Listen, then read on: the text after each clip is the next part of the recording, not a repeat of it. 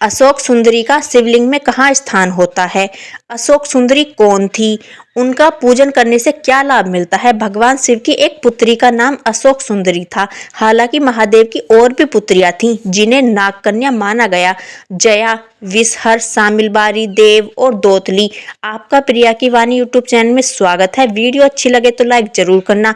अशोक सुंदरी को शिवलिंग में विशेष स्थान प्राप्त है। अशोक सुंदरी को भगवान शिव और माता पार्वती की पुत्री बताया गया है, इसलिए वही गणेश जी की बहन है। इनका विवाह राजा नहुस से हुआ था। किस दिन जन्मे व्यक्ति को क्या सावधानी जरूर बरतनी चाहिए, यह जानना है तो कमेंट में जन्मदिन लिखें। पद्म पुराण के अनुसार अशोक सुंदरी देव कन्या है। दरअसल माता पार्वती के अकेलेपन को दूर करने हेतु कल्प वृक्ष नामक पेड़ के द्वारा ही अशोक सुंदरी की रचना हुई थी। एक बार माता पार्वती विश्व में सबसे सुंदर उद्यान में जाने के लिए भगवान शिव से कहा।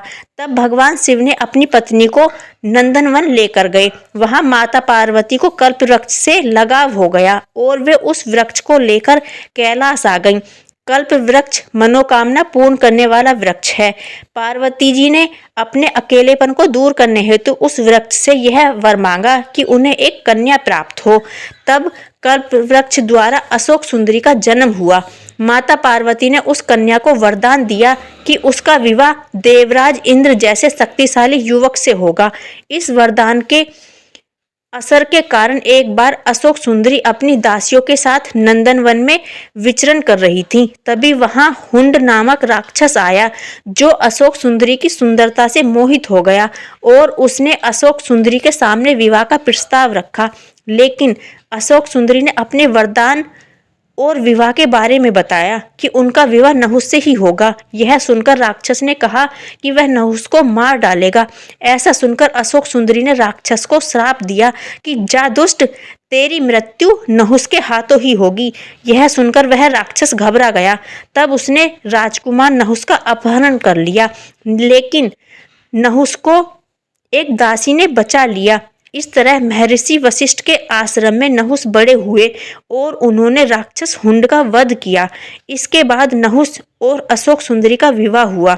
विवाह के बाद अशोक सुंदरी ने ययाति जैसे वीर पुत्र तथा 100 रूपवती कन्याओं को जन्म दिया। ययाति भारत के चक्रवर्ती सम्राटों में से एक थे और उन्हीं के 5 पुत्रों ने संपूर्ण भारत पर राज किया था।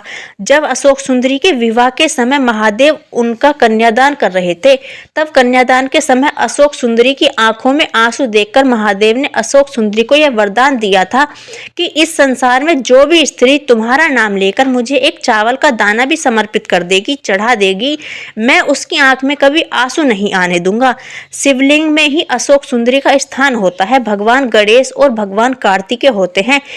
नीचे ये माता पार्वती के हस्तकमल होते हैं जिन पर यह शिवलिंग टिका होता है और जहां जलाधारी में से जल नीचे गिरता है, बीच में जो ये मोटी सी धारी होती है, ये अशोक सुंदरी का स्थान होता है।